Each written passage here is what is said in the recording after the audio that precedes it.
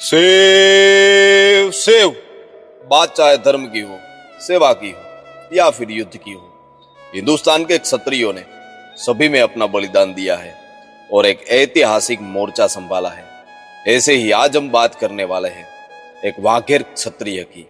यह है गुजरात के देवभूमि द्वारिका के विधायक पबुभा माणेक।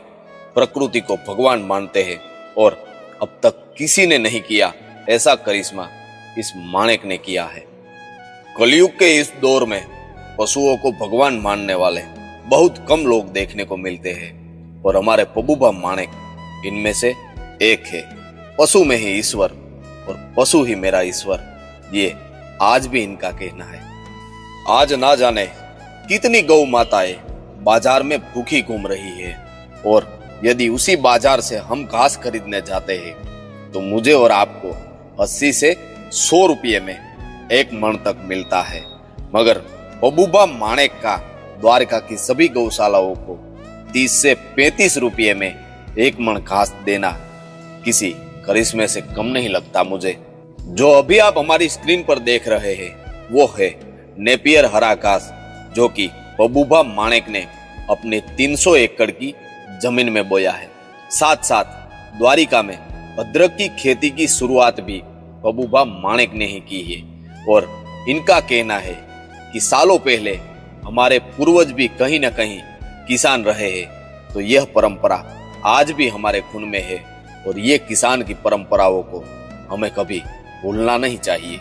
यह खुद आज एक साधारण किसान की तरह हमें देखने को मिलते हैं और किसान की तरह ही अपनी जिंदगी जी रहे हैं। और सुनिए, यह इंसान केवल प्रकृति को मानते नहीं है, परंतु हमारी प्रकृति भी तंदुरुस्त रहे उसके लिए ना जाने कितने यज्ञ करवाते हैं।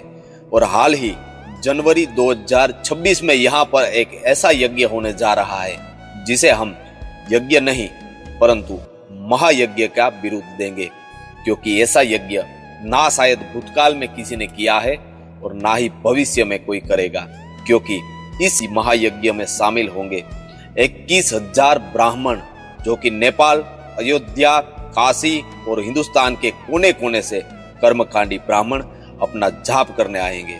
और विज्ञान भी आज इस बात को मान चुका है कि अगर शास्त्रोक्त यज्ञ करवाया जाए तो प्रकृति में फैली ग्लोबल वार्मिंग जैसी आफतों से भी बचा जा सकता है। विधायक के अलावा इनका खुद का किरदार भी लाजवाब है। यह व्यक्ति समाज में फैले हुए कुरिवाजों को दूर करने में आज भी अहम भूमिका अदा कर रहे हैं। पबुभा माणेक हर साल 400 से 500 बेटियों की शादी करवाते हैं और इन बेटियों को करियावर देके एक पिता की तरह विदा करते हैं। ऐसे विधायक को आप बाहुबली नहीं तो और क्या बोलोगे। इनके अलावा क्षत्रिय हिंदू वाघेर समाज में आज जो क्रांति और विकास हुआ है उनका यश भी पबुभा माणेक और वाघेर समाज के सारे युवाओं को जाता है, क्योंकि बलि प्रथा से दूर रहना और लड़की और लड़कों को एक समान मानकर उनको पढ़ाना लिखाना और पूरे समाज का विकास करना आज भी इनका पहला कर्तव्य रहता है। और जब हमने पबुभा माणेक से पूछा कि इतना बड़ा कार्य आप कैसे कर लेते हैं तो क्या था उनका जवाब, आइए सुनते हैं उन्हीं के शब्दों में। यह सब इसलिए होता है कि ये हमारे जो पिताजी है तो वो हमेशा के लिए यही चीज बोलते थे, जिस समाज के अंदर वाणी, विचार, धर्म, नीति, कुरिवाजों को तिलांजलि देने से और हर सांस में शिव शिव करने से इससे सब कुछ हो सकता है। और एक बात बताते हुए मुझे आपको बहुत गर्व हो रहा है कि पबुभा माणेक और उनके परिवार के सभी लोग पिछले 50 साल से हर श्रावण महीने में शिव का अनुष्ठान करते हैं। और अनुष्ठान ऐसा होता है जिसमें 4 प्रहर की पूजा और महापूजा की जाती है। और ऐसी पूजा और 6 जगह पे की जाती है जहां पबुभा, उनके 2 बेटे और 4 भतीजे सालों से इस परंपरा को निभाते हैं। और इन सभी अनुष्ठान की जगहों पर महाप्रसाद का भी आयोजन किया जाता है। और इनका कहना है कि आज केवल हम नहीं मगर हमारी आने वाली पीढ़ी को भी हम ये बात सिखा कर जाएंगे कि चाहे कल हम रहे ना रहे, मगर हमारी यह परंपरा कायम रहनी चाहिए।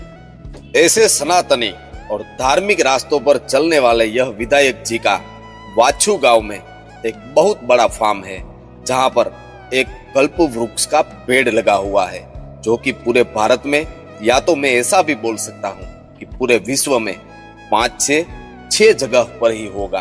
कल्प वृक्ष के बारे में अधिक आपको बताऊं तो जब देव और दानव ने मिलकर समुद्र मंथन किया तो उनमें से जो 14 रत्न मिले थे, उनमें से एक रत्न मतलब यह कल्प वृक्ष।